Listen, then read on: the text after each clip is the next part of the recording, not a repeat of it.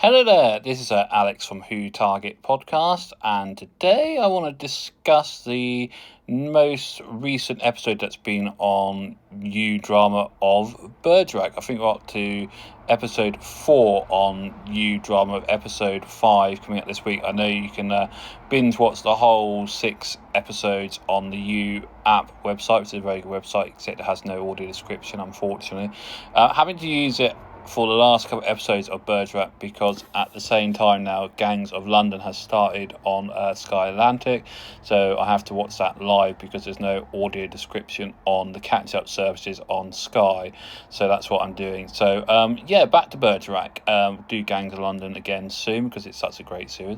Bergerac, Damon Maloney, I'll get his right name, who plays Jim Bergerac, new version, is very good in this episode. This is sort of ramping up the tension to the last couple of episodes, basically, to find out what's going on with the whole case.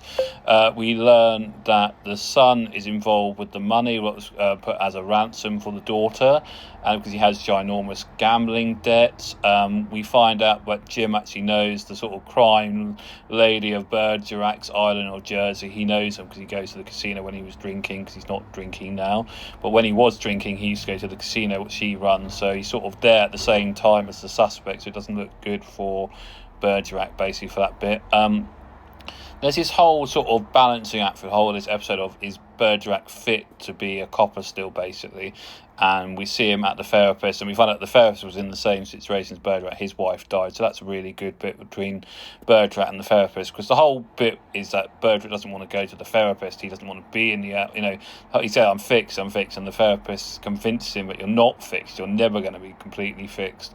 That's a great bit. I really love the chase scene, and the stunt guys are really good on this series by the looks of it. Some great camera work, and Damien Maloney's really good at doing stunts as Bergerac. That's a really good bit. I love how he gets a real good ticking off by Zoe Wanamaker because his daughter's in the car when this whole big crime stunt happens. Also really enjoyed the interaction between Damien and Philip Glenister's really nasty crime character, and you're pretty sure, I think, that he has done the daughter, and he's a very nasty piece of work, basically. And there's this great bit because Bergerac is trying to be a good dad. He's with his daughter at this coffee shop, and they're trying to get around their issues, but they don't manage very well. And it's really well shot between the two of them. And then in walks Philip Glenister, and he's very menacing and tries to basically, say, you've got a nice daughter there, I'm going to basically kidnap and do what I did to my daughter if you don't do what I tell you. And there's a really good standoff where basically, Bergerac tells him where to get lost, basically. I'm not going to say the word actually he uses, basically. He warns him off his daughter, and that's a great thing. We're sort of ramping up to the end of the season. It's a really good season. I do think Toby Whithouse has done a good job, and if he wasn't doing Bergerac, I would put him forward for the next head of Doctor Who. Or I think the guy from Severance would be good as the next. I need to watch that. So lots of stuff going on in this episode, lots of sort of thought-provoking, is Bergerac good enough still to do his job as a copper, basically, and sort of, he's slowly unravelling, and he's there as a good copper, and he does work out things before other people do, so that's really great in the episode. I think he's really good. Damien Murphy's really good. I think I've got David Maloney's, I got his name on there. I think he's really good as Bergerac, and I think the interactions between him and Philip Glenister and Zoe Wanamaker in this episode are really good. It's worth a watch. And I think the fact that the island looks great in it, Jersey looks amazing in it, and the fact, even if you're having to watch it through the Uplayer on their website, which doesn't have audio description and any subtitles. I never understand why you get subtitles but you don't get audio description on streaming stuff. Tried to watch this on Now as well, but Now was the same problem. Subtitles but no audio description on a streaming service. In the 21st century, it's a bit mad, I personally think. Audio description should be anyway.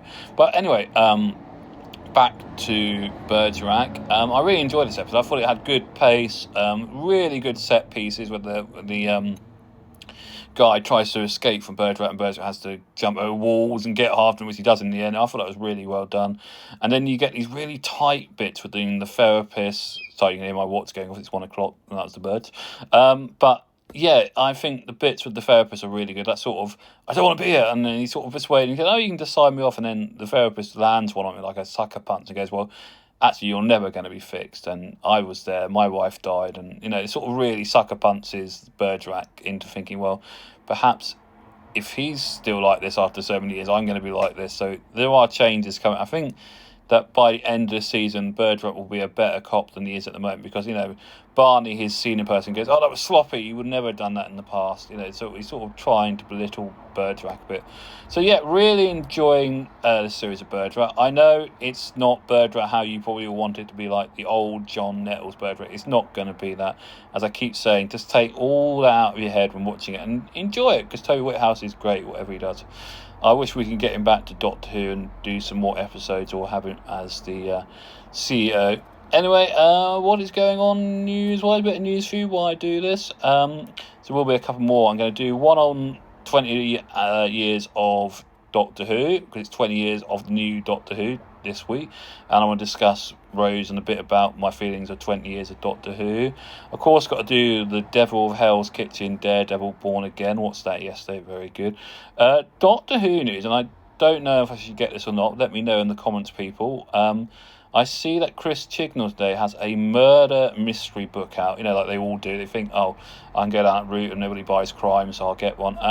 I haven't seen it. It's read by an Audible yet, but I'm hoping it's David Tennant or Jodie Whittaker. That would be great.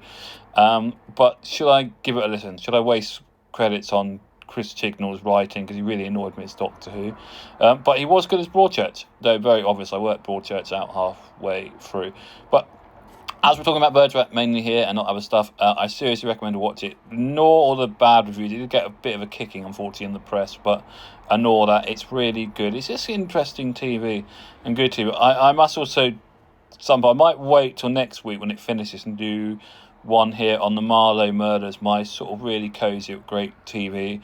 Of course, with the Fugitive Doctor in. If you haven't seen it, it's on You and Drama on Sky and the You website. Just go there and set up an account. It's really easy to do. I thought it'd be difficult, but it's really easy to do. I set one up for watching Bergerac, and it's really easy to do.